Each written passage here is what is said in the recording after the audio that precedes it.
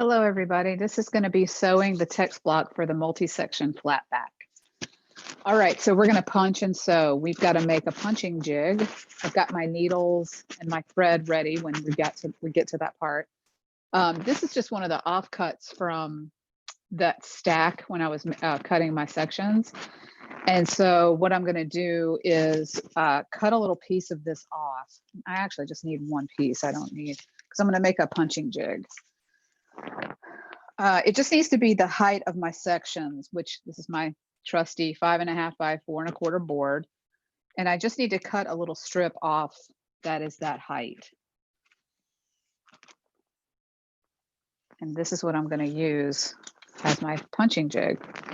So I'm going to take a marker, just a Sharpie, and I'm going to mark one end of this piece of paper just for my punching jig, so that when I stick it into my sections, I can see the end. And I'm just gonna, so I'm just like inking up that edge a little bit with the Sharpie. And you can use a black Sharpie, any marker. I know a Sharpie won't bleed once it's dry. So that's why I picked that out. And so I'm just I'm maybe doing a 1/4 inch. That's way more than I need. I just need to put a color on that edge like that. So, but I put a piece of paper underneath so I wouldn't mark on my surface. So then I can set that out of the way. And now I can, what I want to do is I'm going to make my sewing stations. And so what we're going to do, try to think if I have an example. I don't have an unsewn example of this, but I mean, unpaced in. What I'm going to just do it, and then we can talk about how it's sewn.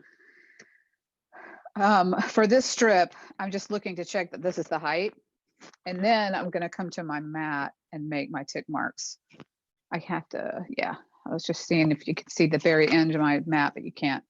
So at the head and tail, which is the head and tail of the strip, I'm going to come in about 5/8, and I'm looking at, this is a 1/2 inch, and so between that is 5/8. So that's what I'm going to do. And again, this doesn't have to be exact, but that's, you know, what I want. It's about 5/8 in from the head and tail. And then what I'm going to do is I'm going to take this piece of paper. So I made my little tick marks there. I'm going to fold this in half. I'm actually going to touch those two marks together and then just pinch it right here. And that's going to be my center mark. So I can go ahead and just make a little tick mark there. So there's that. And then I'm going to divide these two stations. So I'll just take this mark and bring it to that mark. So I'll take this one and bring it to that one. And I can sort of see through the back there, and I'll just pinch to divide it and then make a mark. And then do the same thing on this end. I'm going to bring this end, that mark, to the center mark here. So I'll do that. Pinch it, and then I'll make this mark. And so for this book, it's not like the pamphlet. We're actually going to have sewing stations that are double. So we're going to have these 2 single stations on each end, where the 5/8 is, 5/8 of an inch is on each end.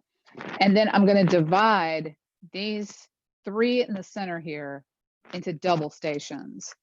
So I'm going to just put my little punching jig on the mat, and then I'm going to go out 1/8 of an inch on each side of that tick mark.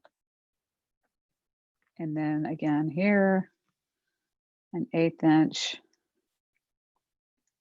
And then again, 1/8 of an inch on each side. So I'm making little 1/4 inch wide sewing stations. So you can see here is the 1/4 inch wide station there.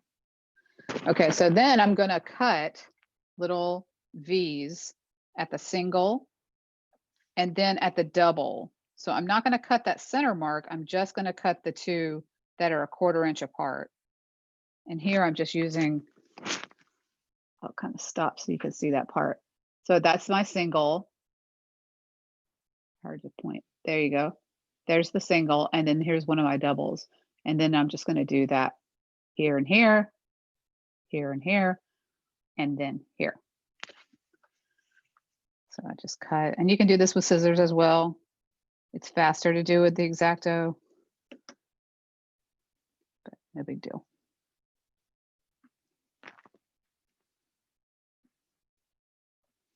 Okay, so there's my finished piece there. Okay, and now that's what I'm going to punch with. And I'm going to make a mark on this that calls, I'm going to call this the head. And that is really just to keep up with how I'm putting this into each section to punch each time. So that's my little awl. And I'm just going to go through the stack and punch everything. So just take them one at a time. And I'm going to go open up to the center. And this one's only 2 pages or 2 folios. And I'm going to put it in place. And then I'm just going to kind of keep it closed halfway like that and punch into it right at the little V.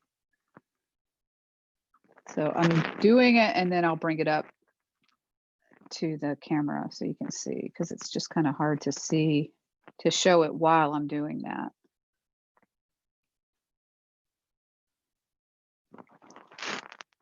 So if you look, I'm trying to push this in. Since I've already made the marks, I'll kind of do it close so you can see what I'm doing. Now, again, I don't do it in the air like this because this is not a good idea.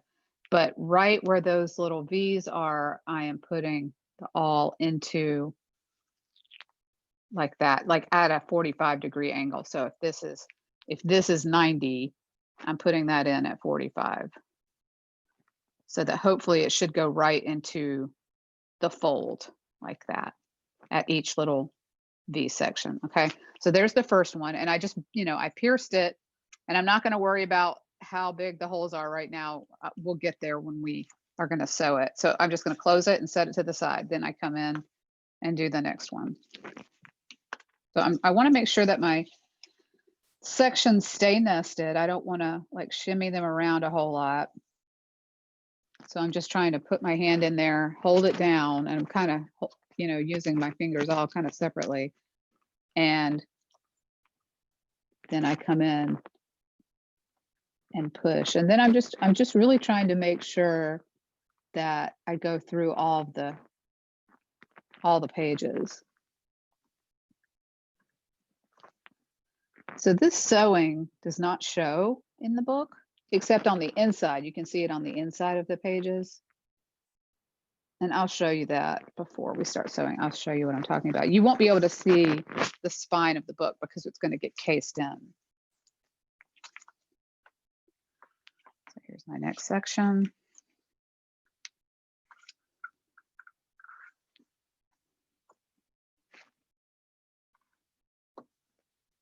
And you can look at what you're doing. You're just trying not to open the section completely flat and punch, because that's going to get the pages.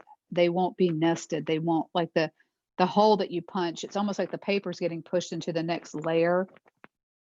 As you pierce through the first one, it's almost like it's getting threaded a little bit with the paper itself. And so that's why you want to try to keep it together like that and not open the section completely to punch.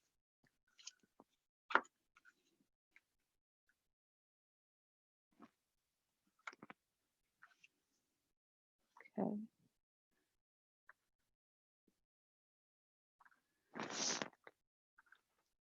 going down again.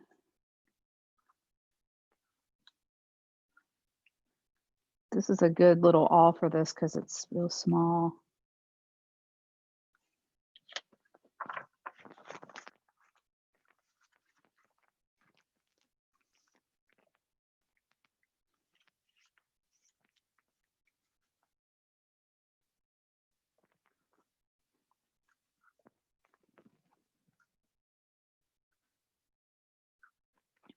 Punch each little point. So once you learn to make this book, it's just really fun to make. It's not that difficult. And you'll start to find that every little stack of folded paper looks like, I could make a multi-section flat back out of that. Because it's a pretty easy, ouch, accidentally poked myself, book to make in the scheme of things. It's pretty simple.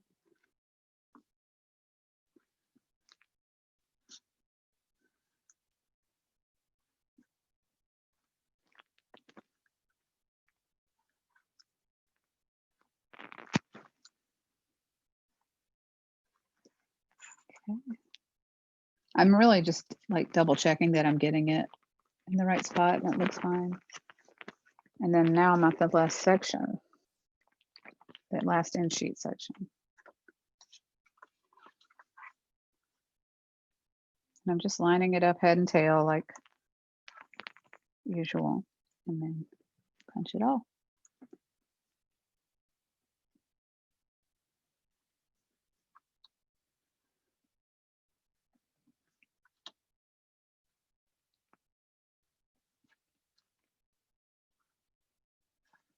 Okay. All right, so there's all your sections. That's done. You can hold on to that if you think you want to make more than one book at the height that you've made. You could hold on to that jig. If not, you can throw that away because we're done with that. And then you can see all of the sections that are punched. This is what it looks like. And they should be pretty well lined up. That one right there looks a little funny, but I think it'll be okay. Looks a little smaller or something, but I might have just punched that one. But you do want to make sure that they are in the right order and in the right direction, because if I turn one over, it could be that they're not aligned. And really that still looks okay in this case, but sometimes that's why I mark the head and tail with that on here, just to be sure that everything's in the right direction, because even if you've made it pretty symmetrical and measured things symmetrically, it can be different. And then there's the optical, you can raise the center by just moving it up just a tiny bit to optically make it look centered.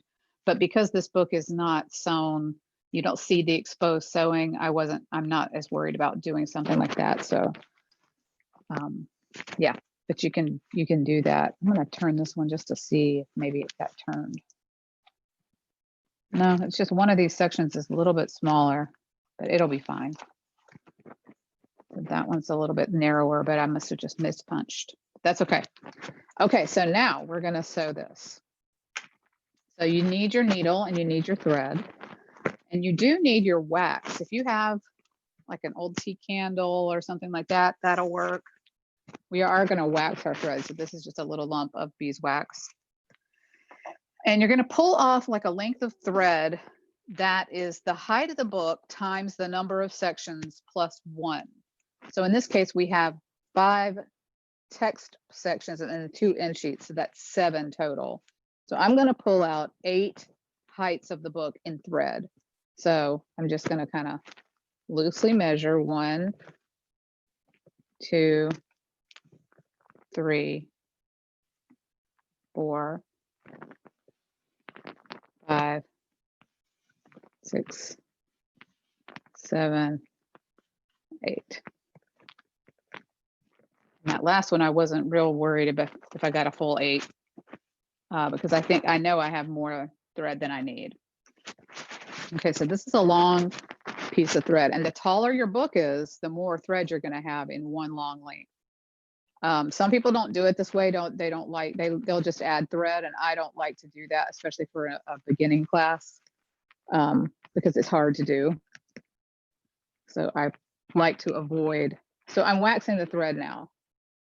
That's what I'm doing. Sorry, I forgot to talk about what I was doing. I'm just pulling the thread through. So I like pulled up half of the length, so that I'm like halfway down in the middle. And then I put my thumb on it, lay it on top of the wax, put my thumb on it, and then pull the thread through. And then I just rotate the thread around. So I'm doing the other side. And then I just lay it on there and then pull. And it's underneath my thumb. It's just pushed into the wax just a tiny bit. So I'm maybe pulling it through 3 times. And you can see this piece of wax has been handled a bunch of times, and that's like from black thread or a dark color thread. That's that residue from the fibers of the thread on there, if you were wondering what that was. Okay, and now I'm going to put my needle on. So I've got my needle here, and I'm going to put my thread, and I'm going to show you how to lock the needle on to the, lock the thread onto the needle, I should say, or lock the needle onto the thread. Yeah, lock the needle onto the thread. So I pull it on so that there's a little tail. This is the long length right here. And then this is just a little bit of a tail. So I pulled out, so there's maybe 4 or 5 inches there. And I just pull down enough so where the needle's here. I'm going to take the tip of the needle back through the short end to the short end of the thread. And I'm going to pierce the thread. Just kind of go through it with the tip of the needle. That might take a second to do. You're going to have to split the thread a little bit. So if you look right there, it's happening. So I just go through the thread like that. And then I pull the long end. So I'm going to shimmy that down just a little bit. Then I pull where it's coming through into the long piece. I just pull that long end, and that locks the thread onto the needle. There you go. Okay, so it does make a little bit of a thickness right here, right at the eye, but it'll be okay. And that's a nice thing to do when you're going to sew a whole set, a whole stack of sections, because then it won't come off while you're sewing. Okay, so now we're going to sew. What I like to do is gather up my sections, and I'm going to work one at a time. So I have my whole stack here. I'm going to set them in front of me, and I'm going to take all but the bottom one. So I'm going to start with one of the end sheets, and I'm going to flip it away from me like that. So this is the one I'm going to work on. So what I want to do is I want to take my needle and just kind of open up the holes. So I've got my finger inside here, and I'm going to just hold it over my middle finger, and I'm going to just take my needle, and on the inside I just run it along until I feel a little hole and push my needle through it. And this is just opening up the holes, so when I'm sewing, I don't have to worry about not being able to get through. I have to flip over because I couldn't feel that hole very well. Okay, so I just flipped through and opened up all the holes. Okay, so I'm going to start sewing on the outside of the folded section. So I'm going to put my needle in here, and I'm going to pull so that I leave a tail. I'm going to pull, and I'm going to leave a little tail that's like 3 or so inches long. I just want to have enough so I can tie a knot later when I put the next section on. And then I'm going to come out the next hole. So all my threads on the inside right now. I'm going to come out the next hole, and I just gather all my threads. So I'm holding the needle in my fingers, but then I'm pulling the thread through. So don't try to just pull with your arm back like that. You know, hold on to the needle, but just then pull with your fingers. And then I'm going to go into the next hole, and I'm going to come out the next one. I'll take a second and pull the thread.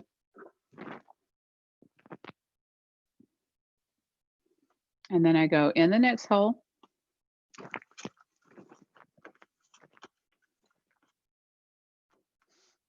And out the next one.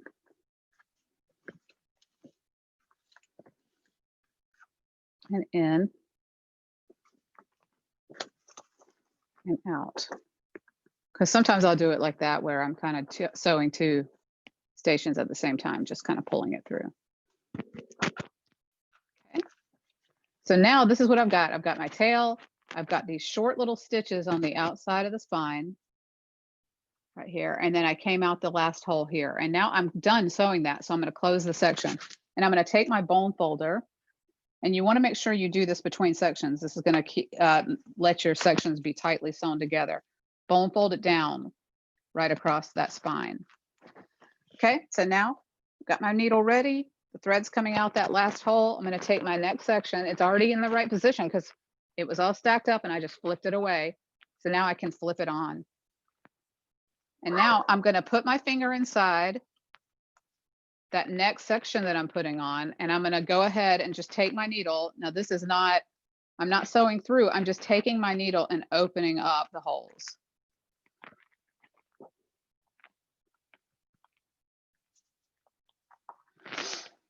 Just one at a time. And I'm just like pushing the needle halfway through maybe, and then pulling back and just opening the holes like that. So now I've got the section that I'm working on. The one below is closed. My fingers are on the inside and I go into the next hole. So I'm out the first section and I'm going to take my needle into the first one above. So you can see I'm connecting these two sections together with this sewing. So I made a little stitch right there. Okay. And now I'm going to come out the next hole of this section. Sometimes I can't feel. There. And then I'm going to go ahead and pull my thread so I can keep it taut on the inside. So if you can see that, just taut. And now I'm going to, underneath right here, there's a thread that first pass that we made. And there's a thread there. I'm going to take my needle under the thread, just on top of the spine, but underneath the thread right there. And then I'm going to go in that next hole. So I'm going to take my thread underneath and just go ahead and pull it. And then I go in the next hole.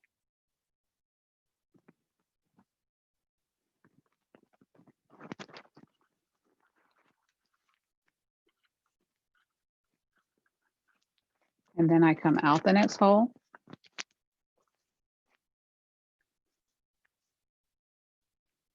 And then I just go under that thread. And you can go in either direction. It just feels comfortable to go up, but you could also go down. It doesn't matter.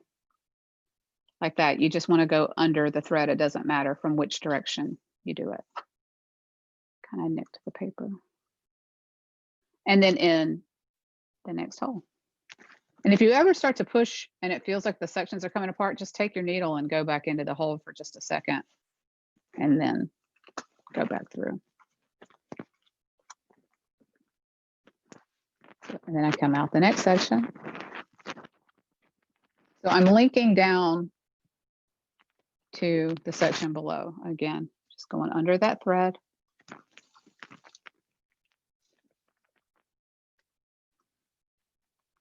I'm just making sure that my sewing is snug by giving it a little tug right out here. And then I go in to this hole.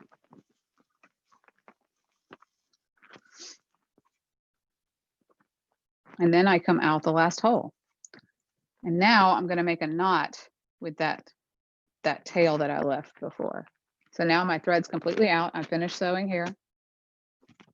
And now I can tie a knot. So I'm just going to lay this down and just kind of give it a gentle tug. And I can lay my needle down for just a second. And then I'm going to tie a knot. So I'm going to try to do it so the camera can see, but so I've got this long thread and then I've got the tail.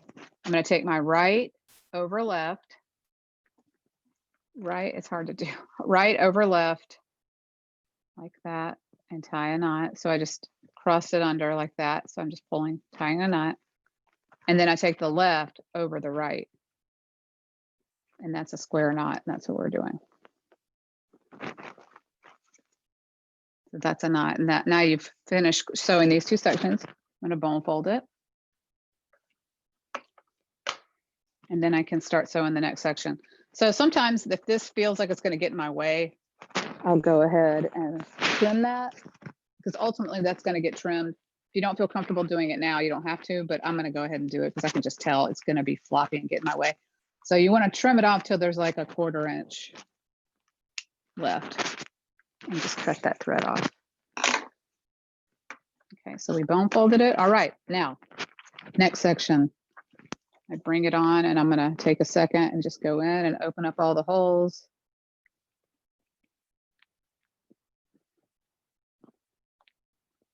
Because when I punched, I was just really piercing through.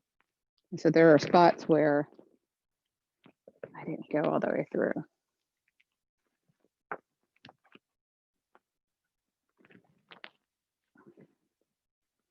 Okay, and I can lay it on top, adding the next section on. So now I'm going to be starting from this end where I tied that knot. I'm going to go up into that third section.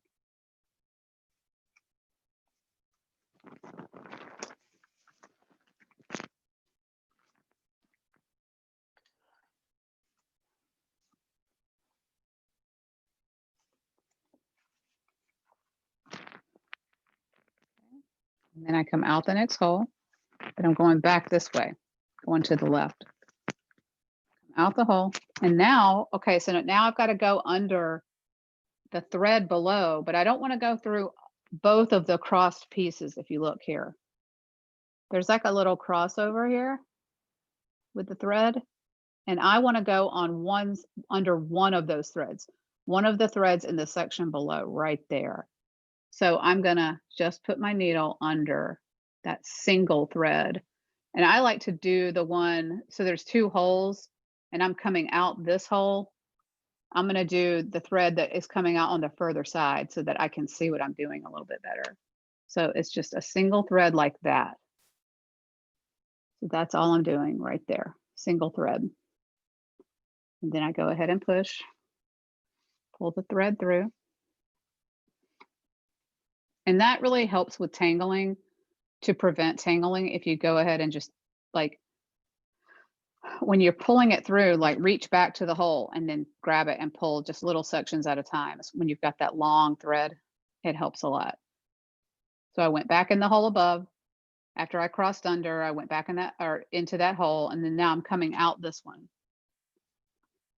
So I pull my thread, and then again, there's that little crossover of thread, and I'm gonna choose the side that has a single and it's further away from where I am. Because if I try to go here, it's too congested right there. There's too much thread, and so I can see it better over here. And I'm just going to go under, and that's that one that's short.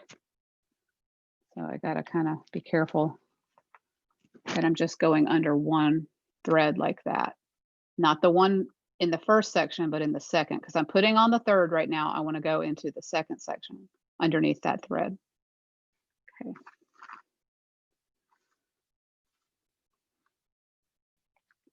So that was just going under the stitch, and now I go into this hole.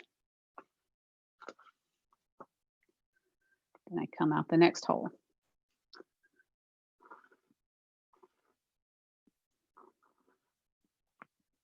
And you can take a second and look on the inside, make sure everything's straight and flat. And then I'm going to go under that single thread there.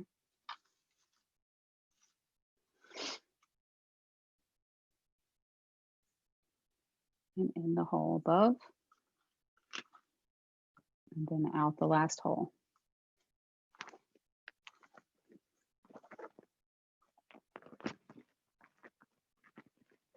Okay, so now we're going to make a kettle stitch at the end of the section here.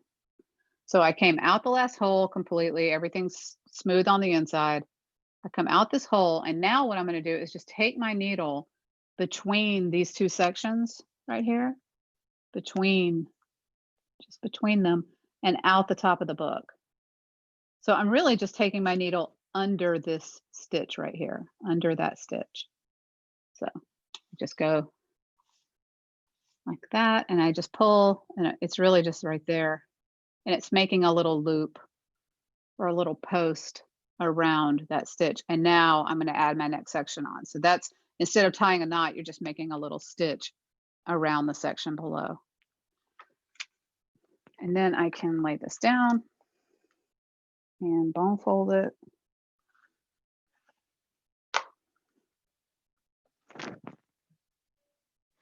And then I grab the next section. So before I lay it on there, I'm just going to take a second and open up the holes.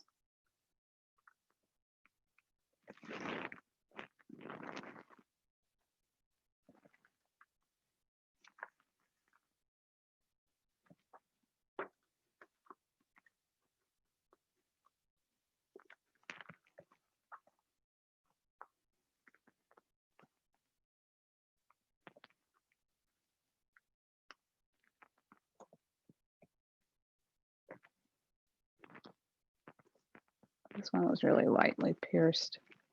So that one was hard to do, but it was okay. Okay, and now I can just lay it on there and get ready to go. Okay, so I did my kettle stitch, and now I'm going to go up into this hole. Start on the next section. And then come out the next hole. Now I'm going back to the right.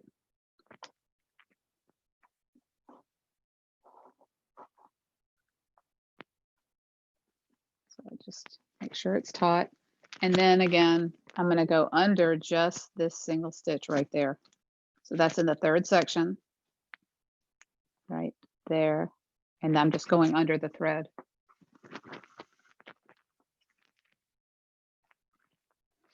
And then in the hole above, and out the next hole. Sometimes I'll put my finger on the thread just to hold it down, make sure it's not going to get twisted or anything. And then again, under that single thread, right there.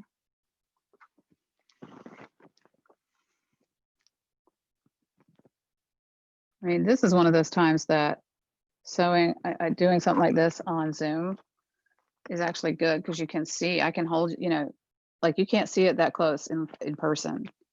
So that's kind of nice. I went under the stitch, back in the hole, and I come out the next hole.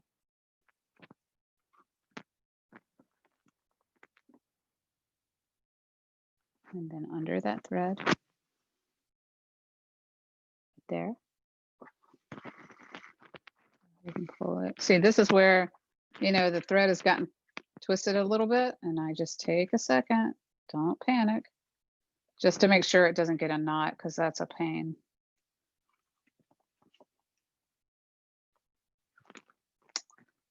And then go in the next hole. And then I'm going to do a kettle stitch once I finish here.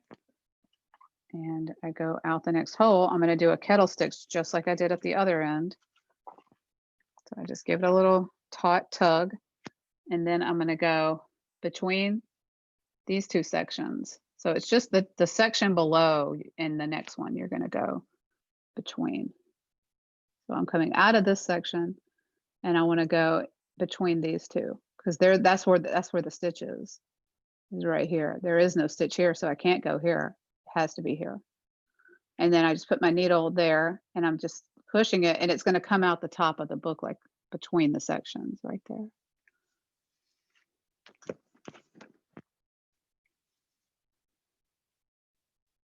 See that tail? Even the short one's getting in the way. And then I just pull it. Just give it a little snug tug. Okay, then I am done with that section. I bone fold it down. All right, next one. Grab it and I open it up and I just, so you know, it was there like this and I just flipped it towards me. Now I just take a second and go open all the holes. And I really try to work just on the outside of the book. I don't try to look at the inside while I'm sewing, but there are times where you have to do like that and kind of open things up. Or so when you're sewing, you need to check. You know, you want to be aware of it, but just not working on the inside. You want to keep your sewing out here on the spine.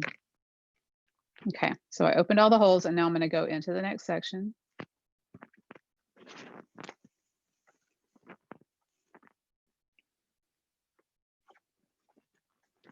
And out. And then I just, sometimes I'll take a second and make sure I haven't caught a corner or something, because sometimes your thread can kind of catch the corner below and you're all of a sudden like, wait a minute, my thread feels short and it's hung up somewhere. So just be careful of that. So here I go under that thread right there. And in this, I don't know, when I'm going this way, it feels best to go from top to bottom. But then when I'm coming back this way, I want to go from bottom to top. I don't know. It doesn't matter as long as you're just going under the thread.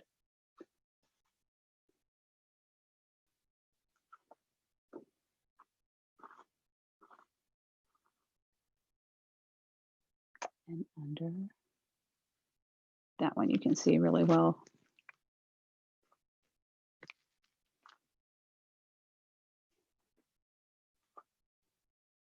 In the next hole.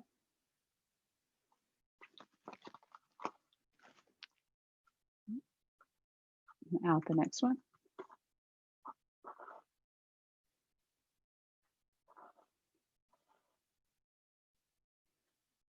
And I am trying to make sure that the spine's staying flat as I go along. So I find that thread and go under it.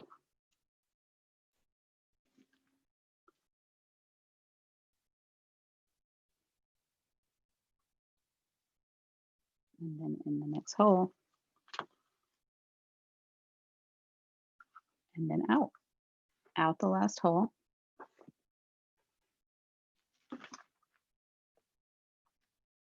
And then kettle stitch. So go between the two sections below. And just between and out the top of the book. That's how you can grab it easily. And then pull your kettle stitch. And then in a bone fold.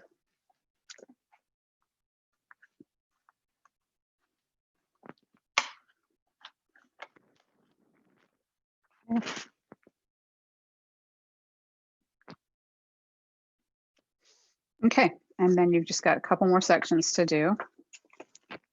And if you've got this, you can always stop the video and just sew it yourself and come back. But I'm gonna just 2 more, so I'm just gonna keep going. So I'm just gonna open up the holes again.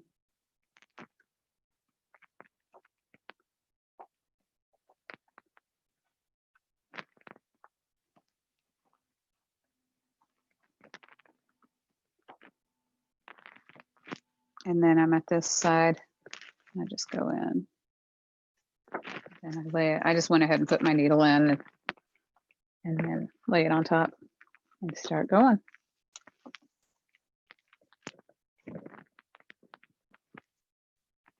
Okay. Sometimes I'll do what I'm doing with just to kind of rest it at the foredge and sew at the spine. And some people sew on sewing frames. For this class, I don't do that.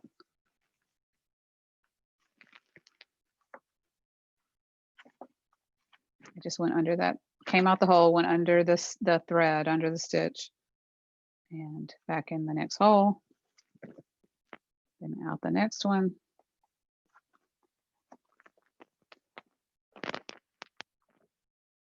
Under the stitch. Starting to get a little twisty, so I need to be careful there. Sometimes I'll take a second and just kind of drop the thread and then pull gently and let it kind of spiral out, let it spin, because I don't want my thread to start twisting up, because that's when you can get knots.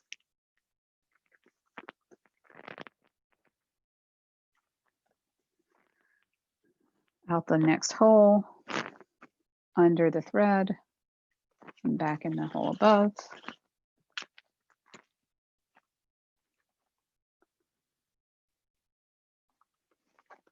And then out the last hole.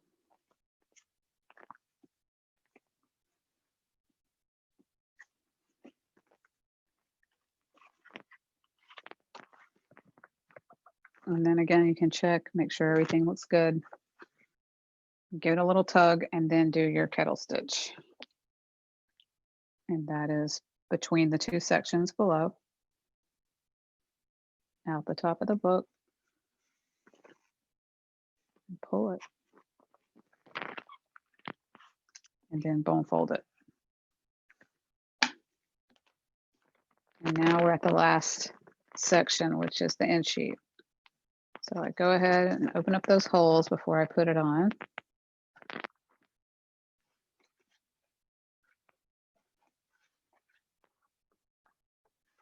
It's much easier to pierce because it's only 2 sections, I mean 2 folios as opposed to 4.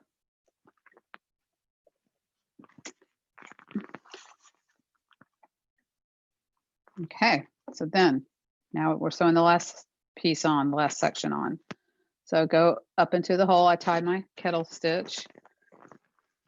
And I go up into the hole. And now I'm going to do the same thing at the last section that I've done on all of them, which is to come out that hole, go under the stitch.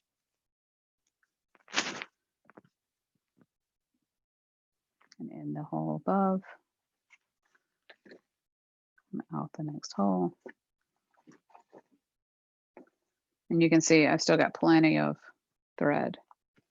And you could do a few more sections than we've done if you wanted to make a thicker book.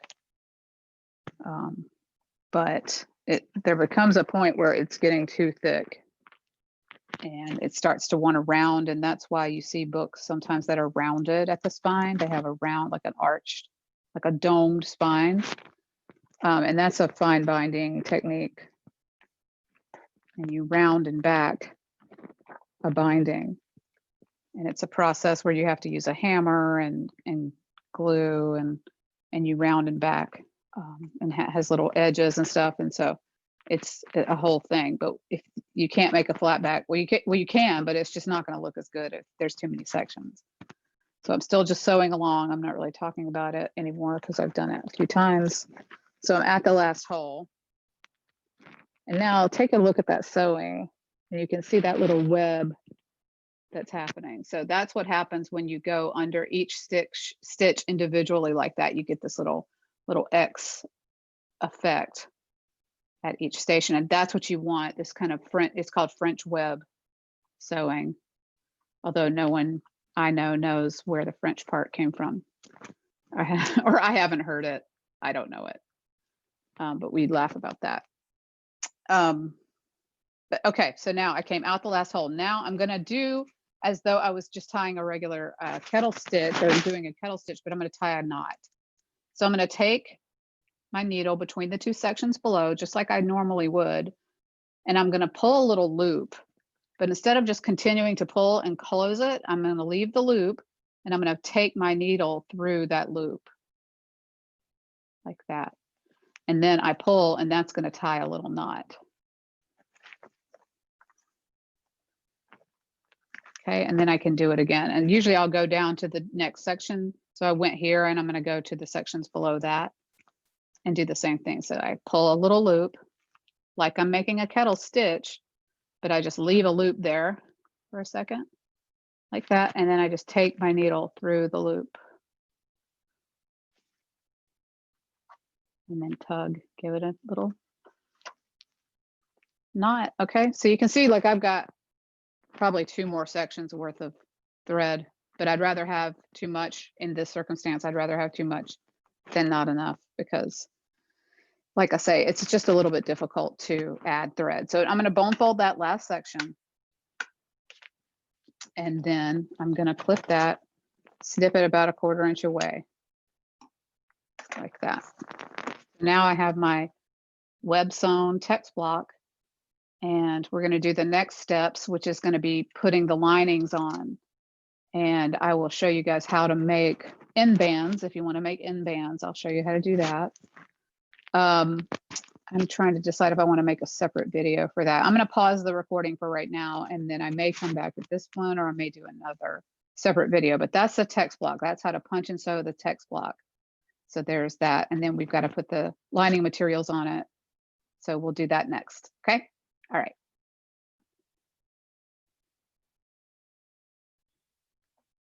All right. I decided to go ahead and just put the linings on in this video. And I am going to show you how to make end bands. I don't have any examples, which I've searched my whole studio for, but an end band is like this. And we have to make some. They're called made end bands. And they're just book cloth covered cord. And then you attach them to the spine of the book. And they're just a little bit taller than the text block. And then they're the same height as your boards. Usually it's pretty close to that. It's just a really nice finishing technique, because you can see it covers the end of the book so that you can't see where it's cased in. And really, it looks fine without it. You wouldn't even know, but it's just a nice kind of finishing technique. So we're going to learn how to do that. I'm going to show you how to make these. And what we've got to do first is we have to stiffen some cord. So this is like a piece of thread that has glue on it, and it's just twisted, and then it gets stiff like this, like kind of makes its own little piece of cord like that. And I'm going to do that. This is just a piece of cotton, like yarn. It's for tying up type, but you could use any kind of yarn and do this. And you just need some glue. And I was also going to try it. This is my needle that was on, that we just sewed with. And I'm going to now just cut this off of the needle because I don't need it anymore. And I was going to try it with this too to see if this would work.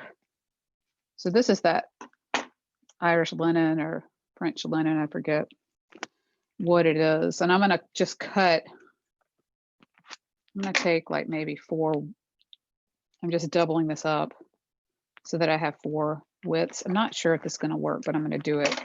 So what I want to do is just twist this together, and then I'm going to glue it and let it dry. So I need to have like a little piece of wax paper handy so I can lay these on. And what we're going to do is I'm going to show you how to make the little pieces for the end bands. You need a piece of book cloth, and you want the grain direction. You just want to know what it is. This little piece, I kind of can't tell. I think it's this way, which would kind of be good because I could make one across. So you're going to roll this up. So I'll kind of demo what I'm going to do is you're going to take this and then roll the book cloth over it and glue it. And then the little bump of cord is going to be in there like that. And that's what we're going to do right now. So I'm going to try to make my cords though. I'm not going to use the one I already had. I'm going to just show you because that's what you have to do first. Make the cord, let that dry, and then we can finish making the end band. So I'm just grabbing my glue, and I just use my fingers. Let me move my needle out of the way before that goes flying to the floor.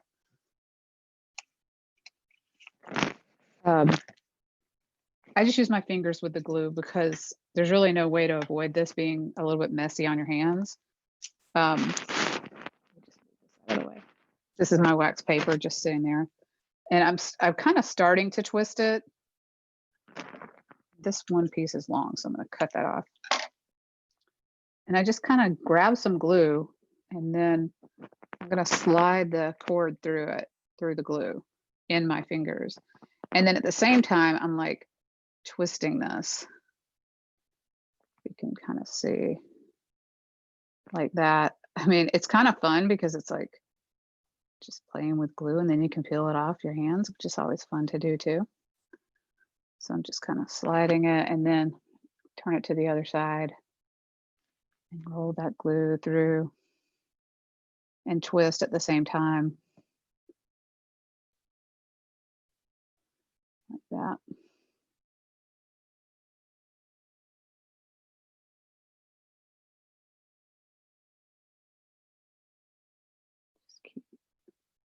And then when I get it pretty straight like that, you can see.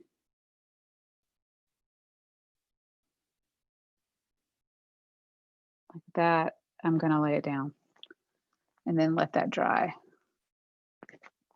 I'm going to do it with this other thicker cord too. Although that's really not that much thicker than that. What happens if I double that? That might be too thick, too big. So I'm going to go ahead and so I grab some glue, and it's like I'm just getting it kind of sticky with the glue at first, and then I start twisting it. Now this one's already kind of twisted because it is a piece of yarn. I don't have to do a whole lot. I'm really just, this process, I'm just kind of coating it.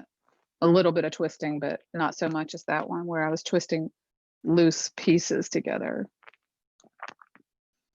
And what I normally use in the studio is it's a jute cord that you can then take apart. It's pretty thick. It's probably a 1/4 inch thick. And then I take it apart and use like 3 plies of it. If it's got 12 plies, I'll take 3 plies of it and make the center. But this is what I have on hand, and this is what I'm going to use. And you guys could use what you want to, if you want to do this, if you want to have end bands. Okay, so now I can just let those dry. I probably take 20, 30 minutes. But while I'm doing that, while I'm letting those dry, I'm going to go ahead and start putting the linings on. So I'm going to set these to the side. Maybe I only have to wait like 10 minutes because I still got to do this part. So I'm going to set that to the side. And I'm going to need my glue. I'm going to need my glue and the glue brush. Where are you? Oh, where's my glue brush? I think I may have taken it out. All right, hold on again. Pause. I'll be right back with the glue. Okay, back with my glue brush. I had to wash it the other day, so it was not in here. Okay, so now I'm going to cut my spine linings for the text block. Okay, so I need to cut a piece of mulberry that is the width of this. So it would be like from the center of that first section to the center of the next one, and then the height of this book. So the piece is going to be like a little rectangle that's going to fit right on the spine. So I want to go ahead and do that. So this is my mulberry. And I had that little piece that's perfect. Yeah, it really might almost be the size. So a lot of times what I'll do is I will just kind of take my material, lay it on there, grab a pencil, and I'll make a little tick mark right at the width of the piece. And because this is kind of transparent, I can really just lay it on there and then tick mark the second one. And then the height is going to be the height of the text block minus just maybe a tiny, tiny bit so that it's not overhanging. So I'll just lay this on here and then just make, and it really is, honestly, I could just cut that because it's the same height as the drum leaf that we just made. So it's the same little piece, but it's a little narrower. So triangle and just cut that height. And then I can cut off that little bit of width that needs to be trimmed. It's like a little tick mark. It's like maybe not even 1/8 of an inch off of it. That's my spine lining. So you can see why you can't prep this ahead of time. It has to be done after you've sewn the text block. That's just the deal. Okay, so there's one of my spine linings. I'm going to go ahead and cut my flange because that I'm going to need right away anyway, because I'm going to glue one on and I'm going to glue the other one just right on top of it. And then I'm going to need one little strip of mohawk that is the same as this. It's basically the same exact size. So this is again one of my little offcuts. I know the grain is running like this, so I'm just going to tear off a little strip, because this is what you need, just a piece of spine lining. Whatever material you used for your text paper would be fine. This is the last piece that goes on. It actually goes over the end bands. So that's the very last piece, but I am going to go ahead and cut it. And so I could use this as my template if I wanted. I could just transfer the measurement on here, which I think I will. And I might, I'm going to transfer this measurement, but I'm going to cut inside those tick marks, whatever I make. I'm actually going to come down because I want to make sure that does not overhang the book. And then here, and here. Okay. So now I can just cut this little strip and I'll just use my triangle to do that. Just set it up right at the edge and then make a little horizontal cut. Flip it this way. Line it up and then make a little horizontal cut. And then I'll cut my height. And those were just tick marks. And I'm actually going to cover the tick marks and then cut inside that. All right, so that's my last piece of the spine linings. Now this the flange, it needs to be about the width plus an inch. So that's pretty good. That's like whatever that is, like an inch and a half wide. And it's, I guess the spine is about a half inch and then plus another inch width. So when I put this on, it's going to be centered like that. And it's going to, if you can see, sorry, kind of working in the corner sometimes because I'm right here. It's almost hard to hold it out into the middle like this. But it just needs to be wider so that we can paste down these later, not right now. So remember, this is where people start thinking they got it because they did something similar in the drum leaf where we glued this completely on at the same time. We're not doing that. We're just going to cut it and then we're going to glue it on, and it's the wings are going to be open like this. The flange is going to have the flaps not glued down yet. Okay. But this is going to fit between, the height of this is not the full height of the spine. It is the height of the kettle stitches. So I can just lay this piece onto the spine of the book, and I can see through. Right here is the kettle stitch, and so I could just make a little tick mark and then use again my triangle. So this piece I'm done with, I don't need.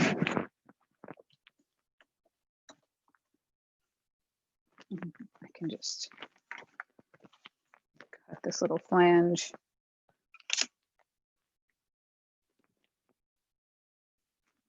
That's my pencil. Like that. I'll just hold on to that. So this is my flange, this is my spine lining, and this is my finished spine lining. So this is the first, it goes like this piece, the end bands that we haven't made yet, and then this. Okay. So let's go ahead and put the first two linings on, which is the Japanese paper, the mulberry that goes directly on the spine, and then the flange. And then we'll hold off on that. We'll make our end band, put those on, and then do that last. Okay. You can see I've got glue on my hands, just whatever. That's a normal circumstance. So now I'm going to take my book and I'm going to put it in, I'm holding it like this and with my forefinger on the foredge. So it's like this. And I'm going to smack this down onto the tabletop. And what I'm doing is I'm just trying to make sure that the sections are flat in the back like that they're all even back here, and that this is very flat. I don't want the sections sinking down or popping up or whatever. So I want this to be very flat and smooth back here. Okay. And now what I'm going to do, again, I'm going to use my fingers for this. You can also use a brush. And sometimes I do, but today I feel like because I've already got glue on my hands, I'm going to just put the glue on, and I'm going to put glue on the spine. This is going to go on in a minute, the spine lining. But first I'm going to just glue up the spine. So I just take some glue, my finger. You can use a brush. And I understand if you don't want to do this, I kind of like it. And I've got that, see that thread, that tail, I kind of just push that between the sections. Like that. I'm really filling this between the sections with glue. But I don't want to go too crazy where it's running down the book or anything. I'm really just trying to put it right on the spine. Look that down.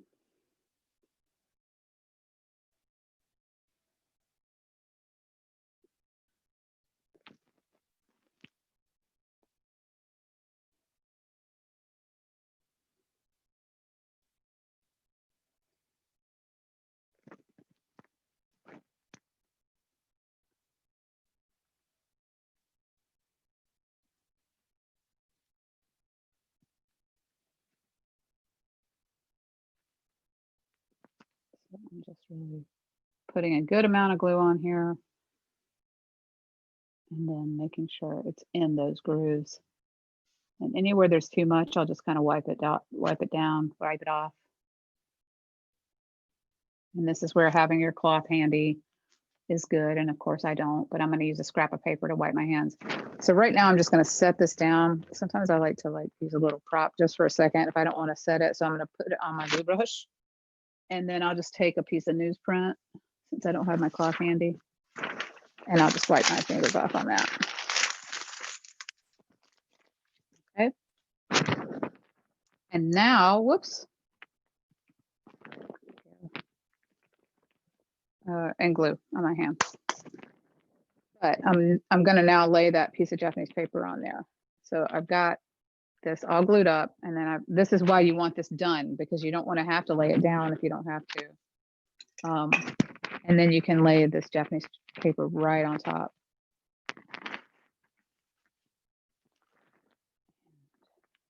Lay it in the center head and tail as best you can. And you've got a minute or so, maybe 30 seconds to lay it there, because that's a lot of glue and it's pretty wet. And then I like to use my trusty old stenciling brush that I have set aside for this purpose. And I can't remember what book, maybe it was the drum leaf that I've shown this before. You can pounce the mulberry paper down into place. You don't want to use a whole lot of force. I'm really just using like the weight of my hand and the brush to just kind of pounce it into place. And that kind of works the fibers down in between as well.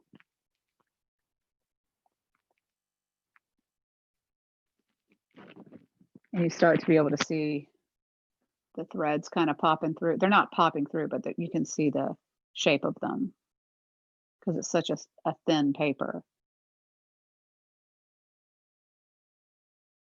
Okay. And that's that, okay?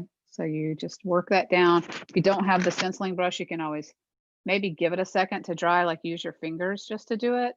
But then you can use your bone folder gently, really gently, because you want to make sure it's staying down before you start doing all that.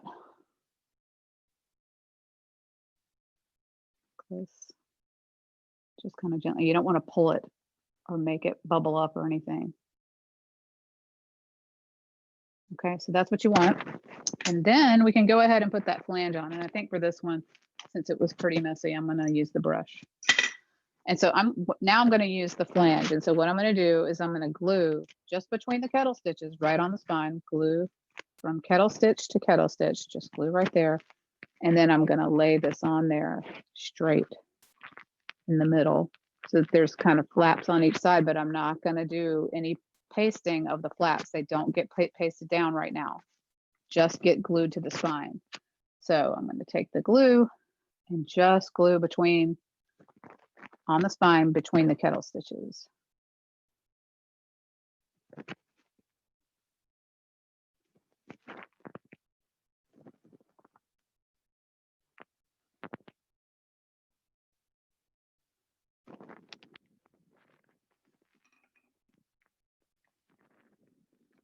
I'm going to take it and just lay it on there between the kettle stitches.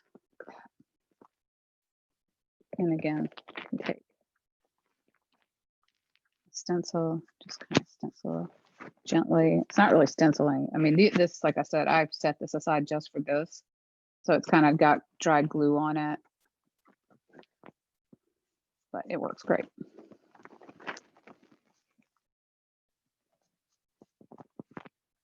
Okay, so that's still loose, and that's what you want.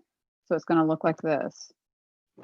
And now we're going to put the end bands on. So I'm going to pause so I can get set up for finishing making the end band. And then we can put that last lining on, and then we'll be done with that and we can start making the case. Okay.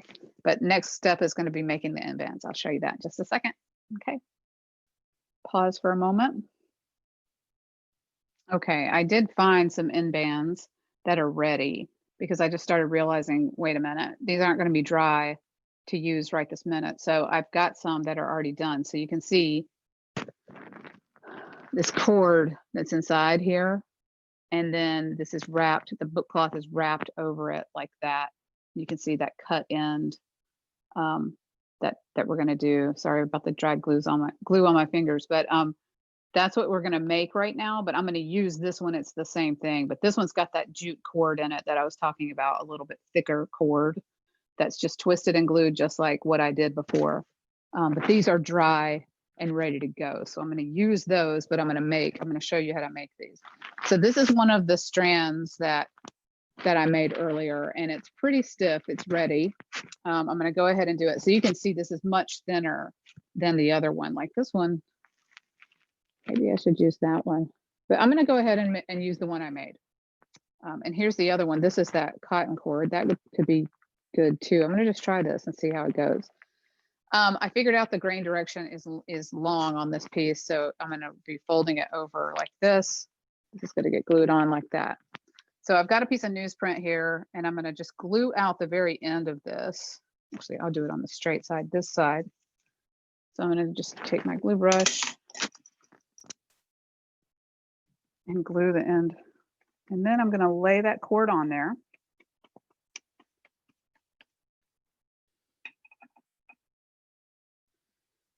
And just fold it over.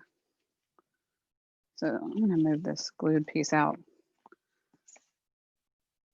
So I'm going to glue right here. Fold it over right here. Glue on glue.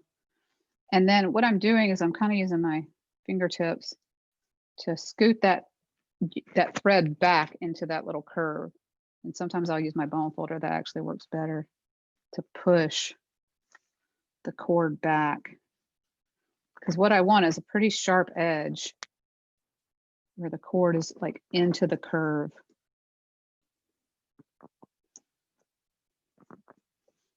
Like that. And it doesn't have to be perfect from the end to end because I can use just a section of it if I need to. And there we go. Now it's starting to stick. And that's what you want. Whoops. Sometimes this starch back cloth is so picky, it doesn't want to glue. So if you can see what I'm doing, I'm just kind of scoring, if I can get in the light a little bit. I'm just pushing up against that rolled up yarn, and you can see a little bit of an edge there. I'm trying to catch it in the light so you can see better. It's not very deep. It's not very steep. It's like, it's not even 1/8 of an inch, but it's like a little rounded edge there. Yeah, there you can see it. But I want to make sure that's glued all the way down. Now I've got to let this dry probably for 20-30 minutes before it's going to be usable. So that's why I was like, I got to find something that we can use right now. So that's how you do this. So you make the cord, let it stiffen, and then you can wrap it like this, and then just work it down. Oh, there you can see it. There you go. That's good. Okay, so that's what you want. And then you can just cut off. So you can keep using this. You could, because you don't need it to be very tall, because they're just going to go on the end of the book, and I'll show you that step next. So now I've just got to let that dry, and I could reuse this piece. I could still get a couple more rounds to make end bands with. Okay, so that's still usable. I could use it for these other two. So I'm going to let that all dry, and then I'll probably use it at another time. But for right now, I'm going to use this one that I had made previously. The only difference here is this cloth has a paper backing. So it's exactly the same, except for that the cloth is different. Okay, so I'm going to move this out of the way. And without even stopping, we're just going to roll ahead. Going to work on the text block, and we're going to put these end bands on. So these are ready. And all I need to do is just cut an end band that's going to go on the width of this book right there. And at the other end, the same thing. It's going to go. It sits on top of the book, but at the width. So just the width of the book like that. So we're going to cut it off right there. So I'm actually going to trim this down a little bit because this bit is a little bit long. I don't need all that. So it's curling. So I'm just going to cut that off. And then this has already been used a couple times, so it's got a really clean cut at the end. And so I'm just going to start there, and I'm going to set it on top of the book. And then I'm just going to make a little tick mark with my pencil. I want it to be probably a little bit narrower than the width of the book. If you look, I think I'm going to make my tick mark about right there. Kind of right there. So it's inside kind of in the center of this section right there. I'm making it even with that. And then I'm just going to cut it. So because this is so dry, it's going to work better because it's like hard and it's going to be good. And then I'll just do the other end. So that was the one I just did. And then I'll make one for this end. Then I'll just do the same thing. So I'm kind of lining it up with the center on one side and then making a little tick mark. And I'm going to cut right on that tick mark so it's not going to show. So you can see you can get a couple of pieces out of even that small piece I had, because depending on the width of your book, you won't need that. You won't need anything thicker than that. So this one looks a little bit thick. I'm going to trim it just a little bit more like that. So I also want a miter down here. Just snip those corners so that they don't accidentally overhang the book. And then what I want to do is I'm going to actually just glue them on. So the way they're going to lay, this is the inside where you can see it's kind of even. It's kind of like equally split as far as how it's going over the edge here like that. But this is the inside. So I'm going to put glue on the book and then I'm going to lay this on here with that paper edge facing in. It doesn't really matter, but just so that it sits on top of the book like that. So I'm going to take my glue brush and just glue that spine edge. And I don't need a lot of glue. Sometimes I'll actually glue the end band, but it's so hard. It's kind of messy because they're so small that I don't like doing that. So I'm going to do it this way. So just lay it on. And I just want it to sit on top of the book like that. But really all I'm gluing is this, whoops, is this right back here. Like that. And then I can just take my bone folder and bone fold that down. And then the same thing on this end. Just glue that.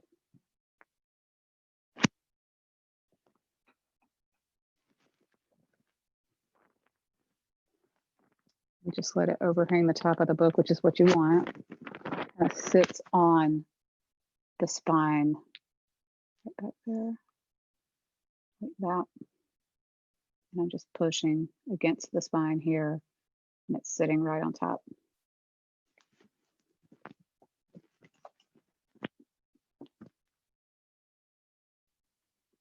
And just work it down flat so it's stuck down all the way. Okay, now these are still loose. That's what I want. And now I'm going to put that last spine lining on. So that is going to go right here, right on the spine like that, just like the first piece did. And it's just like a finishing kind of just support and to close these in as well.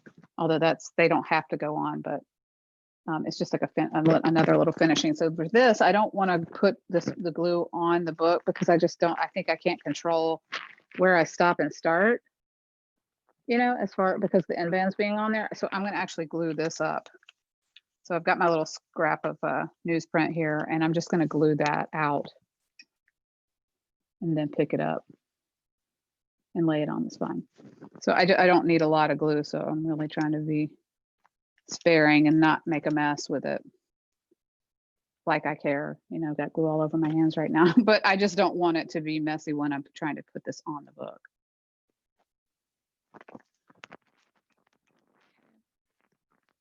And then I'll just peel that up and then lay that on the spine.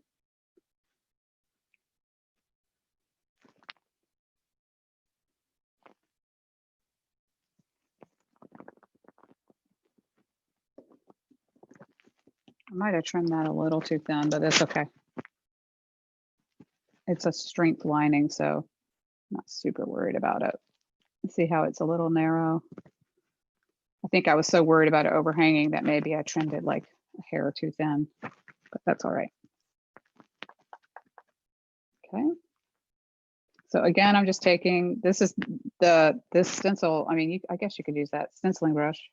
Oh, actually, it's okay. You could do that too.